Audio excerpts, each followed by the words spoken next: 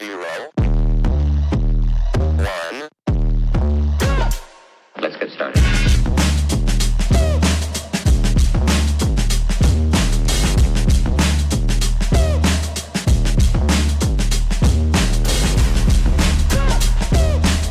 Why they stopping me? What's up, everybody? This is your girl, Dr. Nicole B. Simpson, CEO and President of Harvest Wealth Financial. So excited that you are here with us today as we are standing on business. We are making certain that the gifts and the talents and the skills that we have can curate some additional revenue for us. I want to start today by giving you a story. I promise I'm going to get into the good stuff, the strategies that will make you say, I can do this. But for many of you, you may not know this, but my background, when I first started in the industry, it was in 1991. Oh, I know that's a long time ago.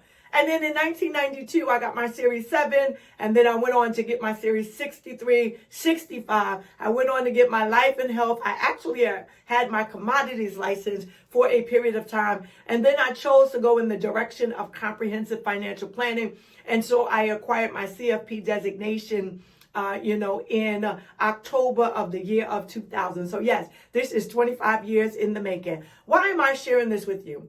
I had 10 years in the business of really accumulating wealth, helping clients build, some level of wealth. And then September 11th happened.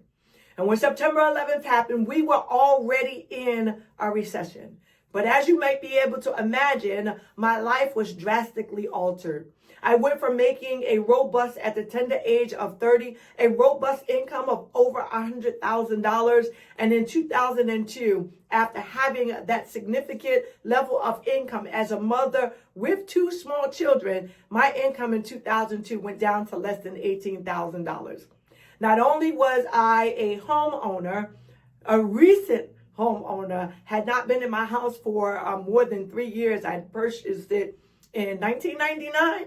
So I purchased it in 1999. So about 2002, I was going on my 3rd year. And so you can imagine when you're making a great amount of money, the reality is it can be a struggle for you if you have that significant of a loss. Being in the industry that I'm in already, securities, I was already accustomed to erratic incomes. You sell, you earn. That's how you made your money.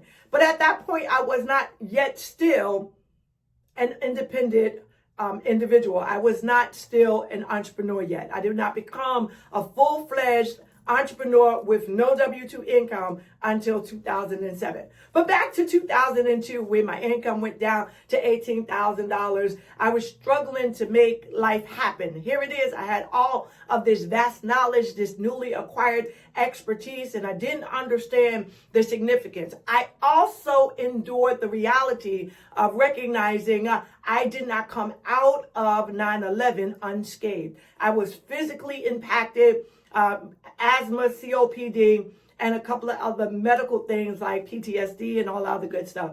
And so just being able to do a 9-to-5 job was almost virtually impossible. And I had to make a shift. And so you may have to pivot, because at that period of time as well, we were naturally in a recession, meaning the entire country at that time was in a recession before September 11th even transpired. You may remember the dot-com or the bubble burst of dot-coms in 2000. We was concerned about coming from 1999 into the new year. So I'm taking you all the way back because I want you to understand the depth of, what knowledge and expertise may be. In having to pivot, I had to look at other ways to begin to build again. Took me about 3 or 4 years legitimately to exhaust all of my resources that I had accumulated, because I'm going to say, yes, I took my own advice. But there were some things along the way that I learned that became very important. I think one of the first things that I learned, because at that time I had been married, one of the first things that I learned when I didn't have a significant amount of income was the benefits of having exactly what I'm telling you about. A business, some children, and a house. I had just acquired the house, I had the children, but I had a higher enough income. At that time, we were doing independent work, which was 1099. I had my little side hustle because I ultimately became an author. And as I began to learn more expansively about the tax laws available, I began to realize this is how wealthy accumulate money. In establishing your own business, the IRS will say anything that's associated with you establishing your business, even if it's in your home, becomes an expense. And so what I was finding out is things that I was doing naturally or normally in my everyday course of life now became a tax expense. And I'm going to give you the basics.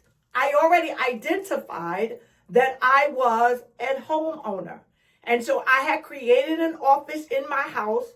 Post 9/11, my original office address was where? 2 World Trade Center on the 73rd floor. I was not going back to the World Trade Center. And so in addition to transferring my office to Jersey City, I then began to work from home. And at the end of the year, as I identified it, the portion of my office space, because it was exclusively being utilized for my business, became a tax write-off. And that just opened up my eyes because as a wealth accumulator, that's how I did my first decade in the business, I really wasn't looking at the holistic approach of comprehensive financial planning. But I began to realize I have to pay my mortgage anyway. And now a percentage of my mortgage, because I'm using my office exclusively, or I'm using one room as my office exclusively, now becomes a tax deduction. It was to me an aha. And I've been trying to train and teach and educate individuals ever since then. It is not just simply the space that you have in your home. Because I was using it initially as a financial planner. Some of you may be familiar with my face because I began talking about how to recover financially after enduring trauma. And that's when I began to realize I'm not just a financial planner. I am officially a public speaker, public motivational speaker, author, and now it really opened up for me.